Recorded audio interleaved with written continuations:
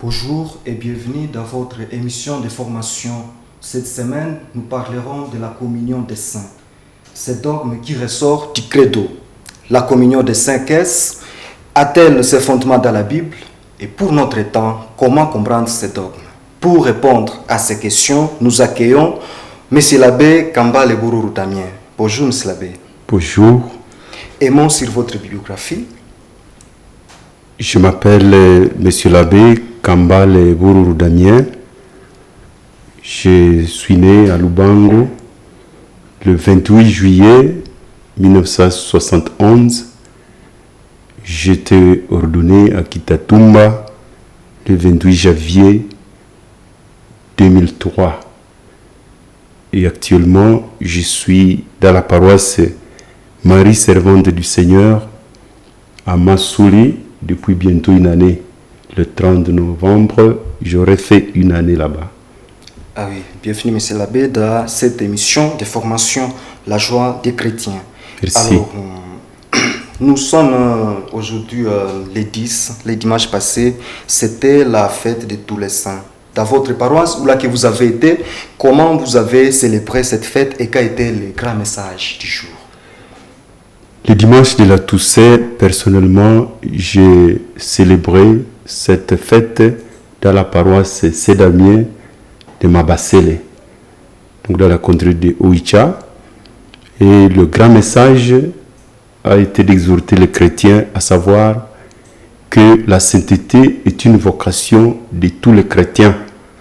Partant de la première lecture où on nous montrait que les 144 000 venant de toutes les tribus d'Israël, à grand nombre, et aussi toutes les nations, toutes les races, sont appelées à la sainteté. Mais tous appelés à suivant justement la recommandation de Jésus à travers les béatitudes, qui sont, je dirais à bref, l'amour de Dieu et l'amour du prochain, en acceptant la croix qui peut en découler. C'était ça le grand message, tous appelés à la sainteté, en suivant les béatitudes et la patience dans la croix. C'était cela. Alors, M. l'abbé, la communion des saints, qu'est-ce concrètement? La communion des saints, appelée aussi dogme du corps mystique du Christ dans l'Église catholique, désigne les fidèles vivants ici-bas, les fidèles défunts qui parachèvent leur purification au purgatoire, et aussi les fidèles qui sont déjà ressuscités auprès de Dieu, tous dans l'appartenance au Christ, en confessant une solidarité commune à travers le temps et l'espace. Donc il s'agit, dirions-nous, d'une solidarité entre les fidèles ayant la foi qui vivent sur cette terre, les fidèles qui sont déjà morts et qui parachèvent, je dirais, leur marche, leur montée, leur cheminement vers le ciel, et aussi ceux qui sont déjà là. Nous sommes une communauté, nous sommes une famille. C'est ça ce que nous pouvons appeler la communion des saints. C'est que d'une autre manière, il faut dire que la communion des saints, c'est l'Église même. Exactement. Donc la communion des saints, c'est l'Église même. Disons, l'Église, c'est l'assemblée de tous les saints. En bref, la définition la plus brève, c'est celle-là. Ah oui. C'est que nous pouvons essayer de dire que l'Église est composée de différents états de vie. Oui, compte tenu de cette définition, nous devons ici rappeler que l'Église est composée de 3 états de vie. Donc, il y a l'Église en marche, donc l'Église pérégrinante, l'Église militante. Nous avons l'Église souffrante, celle du fidèles défunts qui sont au purgatoire, et puis l'Église triomphante, celle de ceux-là qui sont déjà auprès de Dieu et qui sont jugés dignes de lui ressembler, comme Saint Jean nous l'a dit au 3e chapitre de sa première épître. premier verset au 3e verset. Il y en a qui sont déjà auprès de Dieu. Il a même nous l'a signalé le jour de la Toussaint dans la première lecture de l'Apocalypse.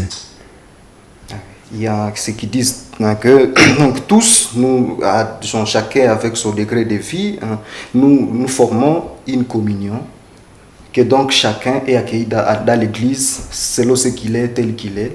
Tous ensemble, nous participons au corps et au sang du Christ comme Église. Est-ce que ce thème rentre évidemment dans la communion des saints, accueillir tout le monde dans l'Église? Oui, nous entrons dans l'Église par le sacrement de baptême. Nous adhérons au corps mystique du Christ qu'est l'Église par le baptême. Donc, lorsque nous accueillons des nouveaux baptisés, cela fait partie de la communion des saints. Donc on ne peut pas parler de la communion des saints pour ceux qui ne sont pas membres ou ceux qui se sont déjà détachés délibérément de l'Église. Ceux-là, non. Mais ceux qui sont déjà membres par le baptême, ceux qui adhèrent au Christ par le baptême dans l'Église, ils sont membres de la communion des saints. Évidemment, ici, nous devons aussi intégrer les catéchumènes qui sont des membres de l'Église à puissance puisqu'ils sont dans le cheminement. D'ailleurs, s'il arrive que catéchumène meurt, on lui fait des funérailles chrétiennes puisque c'est chrétien à puissance et à vocation. Mais ce qui ne faut pas partie de cela et qui se sont déjà délibérément détachés de l'Église, cela nous dirions non. Il faut être donc membre de l'Église. Ouais. Baptisé. Donc, baptisé. Il a déjà reçu la communion, la confirmation. Il a déjà reçu le baptême. Déjà le baptême, on est déjà membre, puisque par là, on est enfant de Dieu, on est fils de l'Église, fille de l'Église, déjà par le baptême. Même si on doit le parfaire par la confirmation et la communion, mais déjà avec le baptême, c'est la porte d'entrée dans la communion des saints. Comme on avait dit à Nicodème, il faut renaître d'en haut pour arriver au ciel. Donc Jésus l'avait dit à Nicodème. Donc le baptême, c'est vraiment la porte d'entrée, c'est le premier élément. Alors, nous ne pouvons pas aussi, dans le même cadre, dire que la communion des saints est faite des deux sens qui sont liés, c'est-à-dire la communion des saints avec des choses saintes et la communion des saints avec ceux qui sont saints. Parce que quand nous allons à l'église, il y a les sacrements, il y a tout ce qui est sacré. Est-ce que cela aussi ne nous lie pas? Oui, dans la communion des saints, on doit le dire, il y a deux niveaux de compréhension de cette expression. Donc dans la communion des saints, nous voyons d'abord la communion des biens spirituels. Nous communions au bien spirituel. Ici, nous partageons la même foi, nous partageons la même espérance et nous sommes appelés au même amour, à l'amour mutuel. Mais aussi, nous sommes aussi appelés à la communion des sacrements, puisque le fruit des sacrements vient apporter le bien-être à tout le corps du Christ. Lorsque quelqu'un reçoit le baptême, c'est pour le bien de tout le corps du Christ. Quand quelqu'un est ordonné prêtre, ou quand nous avons un catéchumène qui reçoit la confirmation, donc c'est pour le bien de toute l'Église, tout le corps mystique du Christ. Donc nous avons la communion des sacrements. Il y a aussi la communion des charismes. L'esprit qui donne à celui-ci et à celui-là est charisme, à vue de l'édification de la même Église. À celui-ci, il peut être donné de savoir parler la langue, l'autre d'enseigner, à l'autre encore d'être hospitalier, l'autre, on peut lui donner le charisme d'être proche des malades et des souffrants. Mais aussi, il y a la communion et des biens. Donc, on doit mettre aussi les biens ensemble, communauté de biens, si on peut le dire. Là, c'est, disons, par exemple, dans le livre des Actes des Apôtres. Oui, je vois le 4e chapitre, verset 32, ils mettaient tout ensemble. Donc, normalement, comme chrétiens, nous sommes administrateurs des biens du Seigneur. À soi, on n'aurait plus des biens personnels ou propres, mais ce que nous avons, c'est pour tous les autres. Et c'est là vraiment, de fait, une spécialité, une spécificité pour nous chrétiens. ou vit pour les autres. Et c'est ce que le Christ a fait. Il n'a pas vécu pour lui-même, mais pour les autres. Ici, nous voyons aussi la communion de la charité, la communion de la charité. Donc, on doit être sensible au malheur de l'un et on doit être sensible au bonheur de l'autre, à l'honneur de l'autre. On doit être présent. Donc, c'est cela. Et on doit aussi parler de la communion maintenant des personnes entre les personnes. Là, nous parlons, on peut le dire après fait, donc la communion de l'Église céleste et de l'Église terrestre. Ici, avec la communion des personnes, nous devons montrer que nous sommes appelés à vivre avec les saints. Donc, à vivre d'abord avec nos frères, nos frères vivants. On doit vivre avec les défunts, donc ceux qui nous ont quittés. On doit vivre avec les saints, disons, à terme, maintenant que nous connaissons plus habituellement, ceux qui sont auprès de Dieu. On a des devoirs avec cela. Donc la communauté des saints nous appelle à bien vivre et à partager la vie avec cela. C'est que déjà, comme nous sommes ici, nous sommes à communion des saints. Oui, du moment que je suis chrétien, vous l'êtes, c'est déjà la communion des saints. Donc je dirais à terme simple, la fraternité des gens qui ont la même foi, la même espérance et qui sont appelés à la même charité. Donc, nous sommes ici déjà dans la communion des saints. Nous le vivons et cette vocation-là sera effective quand nous serons au ciel. Mais nous la commençons déjà ici. Et maintenant, la place de l'Eucharistie dans la communion des saints. Dans la communion des saints, je dirais que l'Eucharistie est maintenant le sacrement sommet. Comme on l'a toujours dit, l'Eucharistie est le sommet et le centre de la vie chrétienne. Quand on parle de communion, il y a donc amour et unité. Nous sommes un seul corps, puisque nous partageons le même pain. Si nous lisons Corinthiens, chapitre 10, versets 16 à 17, on dit que nous sommes un seul corps, puisque nous communions au seul pain, au même pain. Nous sommes un seul corps, puisque nous buvons à la même coupe. Donc c'est par l'Eucharistie que la communion des saints amène sa force. Donc la communion des saints a sa force. C'est le moment fort. C'est le sommet de la communion des saints. Nous sommes appelés au repas dans l'Eucharistie. Et cette même Eucharistie à laquelle nous participerons au ciel. Là, c'est vraiment le moment sommet. C'est pourquoi, quand quelqu'un reçoit le baptême, à vrai dire, pour parfaire le baptême, il doit recevoir la confirmation et aussi recevoir le corps et le sang du Christ. Hein? Mais ce n'est pas nécessairement le même jour. Bon, si on ne le fait pas le même jour, cela maintenant c'est, je dirais, les lois de l'Église, selon l'histoire, selon le moment. Mais avant, ça se recevait au même moment, le même jour. D'ailleurs, aujourd'hui, notre Église, il ne serait pas, en tout cas, quelque chose qui te surprendrait si tu vois le samedi saint, les catéchumènes qui ont reçu le baptême recevoir la confirmation et la communion. Donc, normalement, ce sont des sacrements qui sont liés, on les appelle les sacrements d'initiation. Oui. Ah oui. Là, alors, nous pouvons entrer maintenant dans la Bible, la communion des saints. Oui. À parler de la communion des saints, nous devons savoir que ce dogme du corps mystique a son fondement, en tout cas dans la Bible. Ici, j'appelle nos téléspectateurs à lire le chapitre 12 de la première épître de Saint Paul, apôtre aux Corinthiens. C'est là le fondement.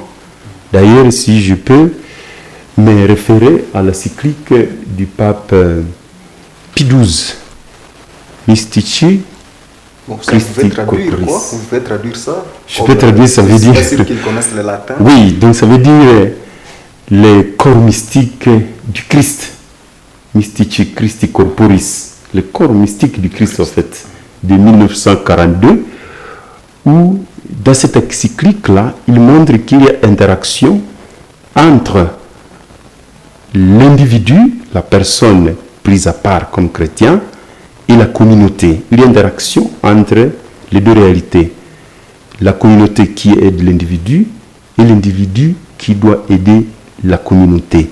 Donc ici, si nous voyons le chapitre 12, on voit il y a l'unicité du corps, mais la diversité des membres.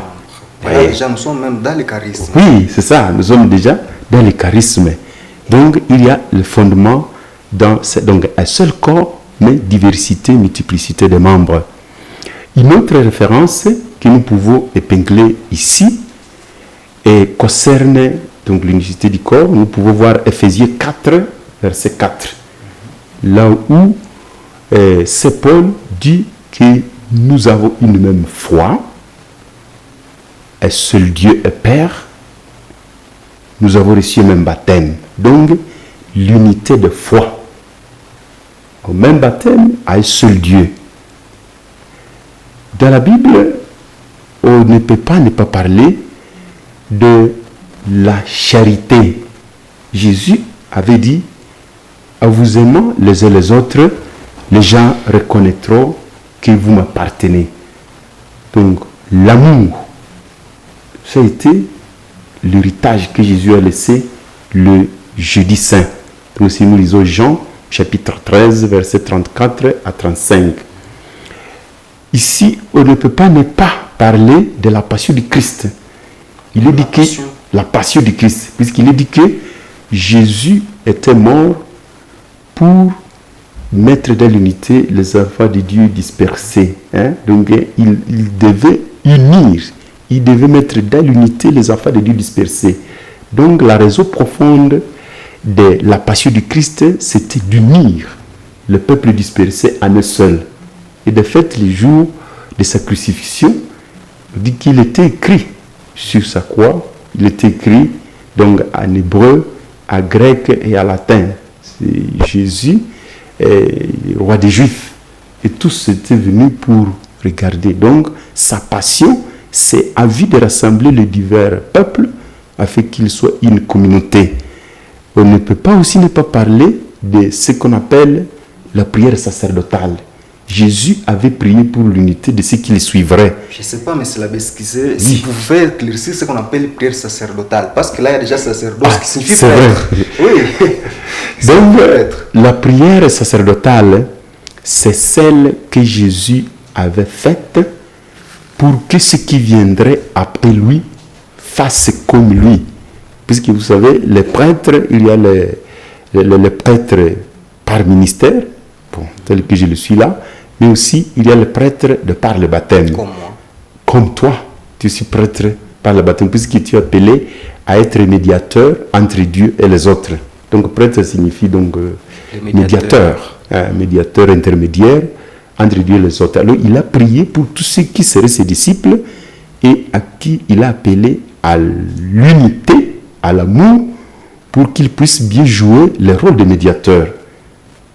Puisque lui, le Père dans l'Esprit sont un, nous aussi nous devons être un.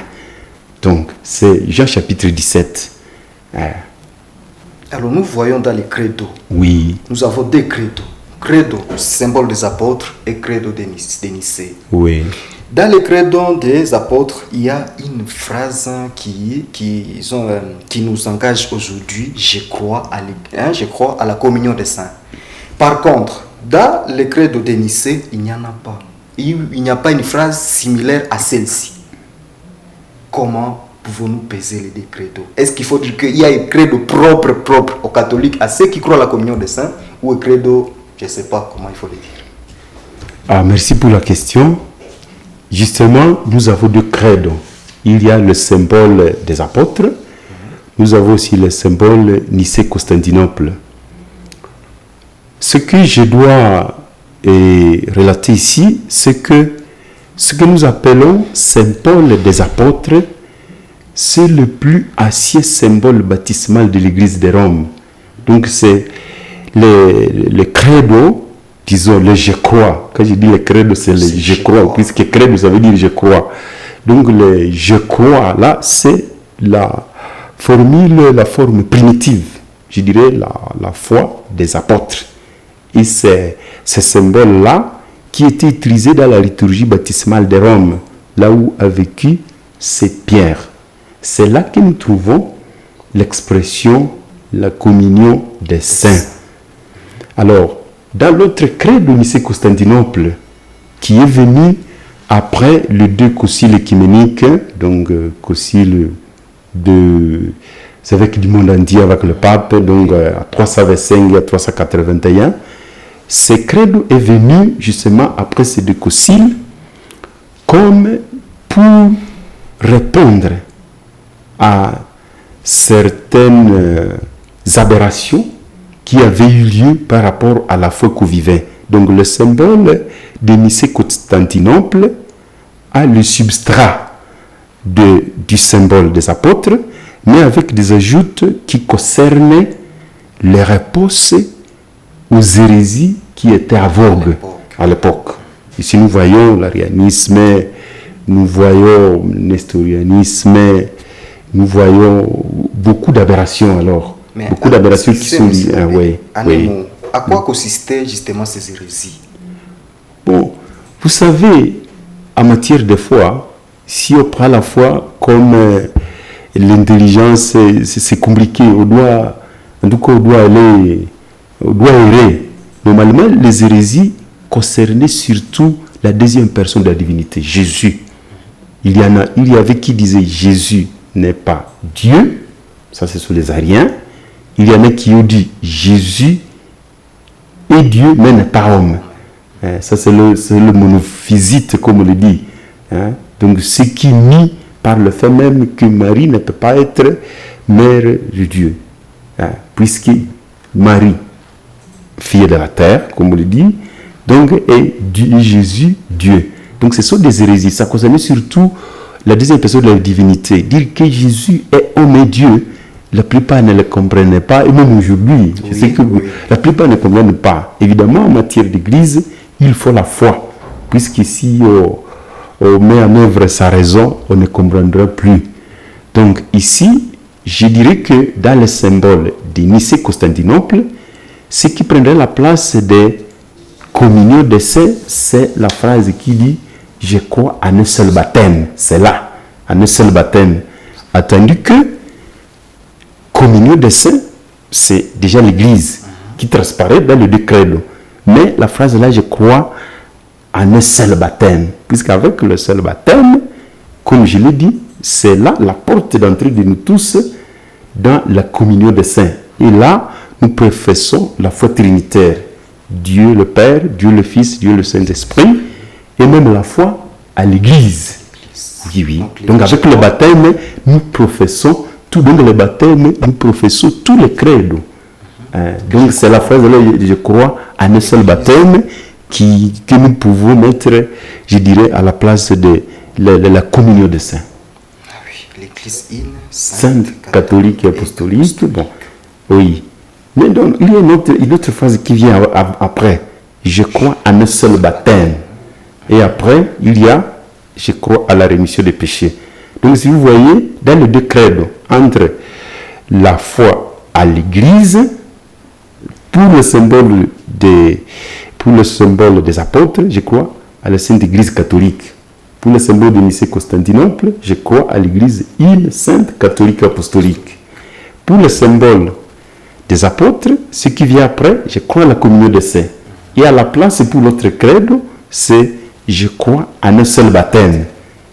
Et après, à la rémission des péchés. Pour l'autre credo, à la rémission des péchés. Donc, je dirais, au même symétriquement, je dirais, au même endroit, vous pouvez dire, là où, dans le credo des apôtres, on est mis, je crois, la communion des saints, à Nicée-Constantinople, il y a eu, je crois, un seul baptême.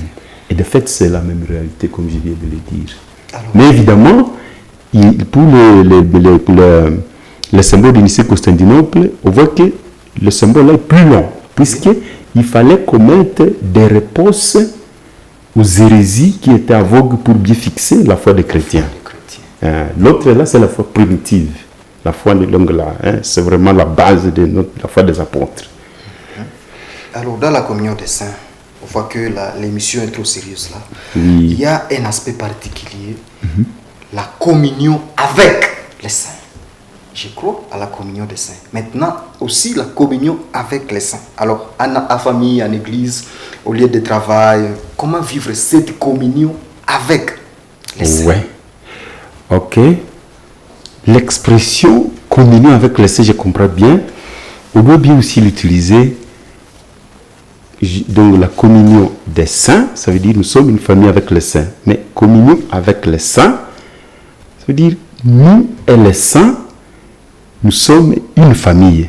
Alors, pour montrer que nous avons l'amour avec eux, nous leur sommes frères, nous leur sommes sœurs, nous pouvons traduire cela à terme de dire continuer ce qu'ils ont fait. Nous avons la vie des saints. La vie des saints, il nous donne beaucoup d'exemples à suivre. Il nous donne beaucoup de choses à combattre dans la vie quotidienne. Lorsque nous emboîtons leur pas dans ce sens-là, nous vivons, mais avec eux. Pour qu'on puisse dire, toi tu es Jean de la Croix. Ou bien qu'on dise, toi tu es Sainte Thérèse. C'est là que tu imites ces charismes ou ce qu'a été sa vie de sainteté. Nous pouvons aussi le traduire en ce sens où nous prenons leur nom. Oui, l'homonymie, nous prenons leur nom, nous voyons les enfants qui reçoivent le baptême, ou même dans d'autres congrégations, nous dans des congrégations, toutes d'ailleurs, on change le nom, on donne le nom de Marie, on donne pour montrer qu'il faut que Marie respire ou transparaisse à moi. C'est là le vaut lorsque nous leur donnons le patronage de paroisses, de baraza, bon, même des chorales. Vous voyez, là nous sommes avec eux. Nous voulons que, lorsque nous vivons comme ça, nous voulons que vraiment ces gens-là viennent être avec nous dans notre marche. Mais aussi, lorsque nous les prions. À 1 Jean chapitre 3, il est dit que nous ne savons pas ce qui nous sera clairement. Mais nous le savons. Lorsque nous paraîtrons devant le Seigneur, nous lui ressemblerons, puisque nous l'aurons vu tel qu'il est.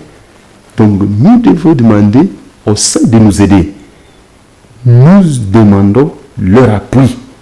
Oui, leur appui. Ça aussi, c'est vivre avec eux. Je peux prier Saint Pierre, je peux prier Saint Paul, je peux prier Saint Josaphat ou bien Saint Léon le Grand d'aujourd'hui. Bon, je vis avec lui.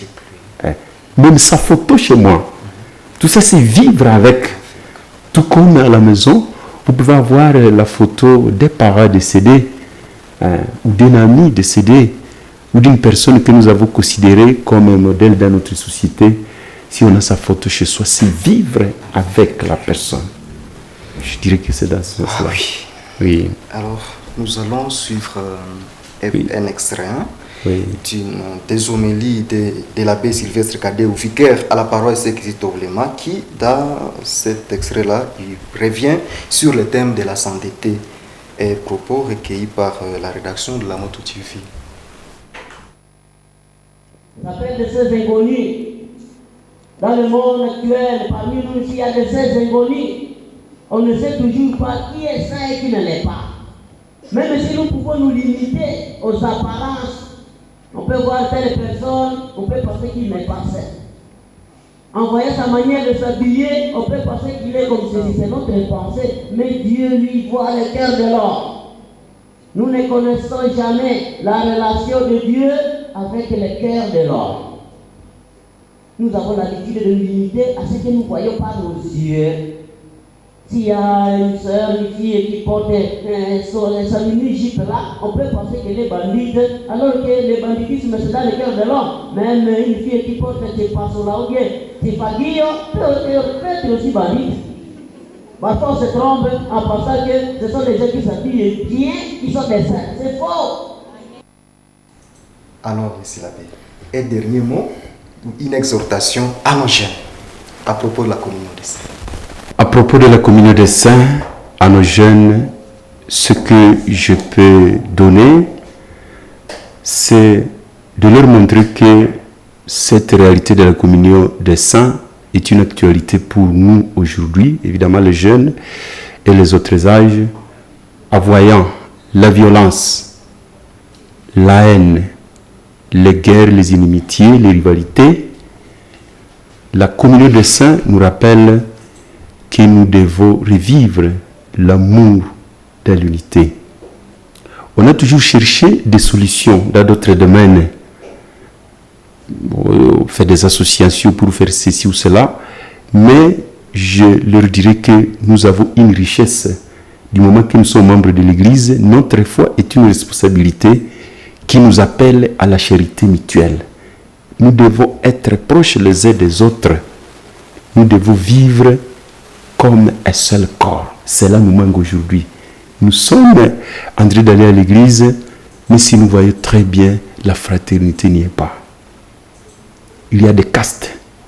Donc les jeunes doivent apprendre à être frères. Comme cela, et Saint Paul le disait. C'est pourquoi dans ses lettres, il utilisait le mot saint. Il disait au sein de l'église de Colosse, au sein de l'église, donc la fraternité, être proche des autres dans le malheur et comme dans le bonheur, puisque vraiment l'inimitié a déjà pris des effets inimaginables. Nous devons dire que aujourd'hui, à partir de notre église, notre foi, nous devons commencer le noyer de la fraternité jusqu'à la vivre de façon écuménique avec les autres églises de ceux qui croient au Christ et même ceux qui ne croient pas au Christ avec le dialogue interreligieux. Nous devons commencer d'abord par nous-mêmes. Autant de chrétiens que nous sommes à Butembo, bien dans nos paroisses, en tout cas, nous avons une responsabilité de ce qui se passe. La fraternité n'y est pas tellement, puisqu'on a toujours dit que l'amour sans l'unité, c'est l'orgueil. L'unité sans l'amour, c'est l'hypocrisie. Et c'est ce que nous vivons.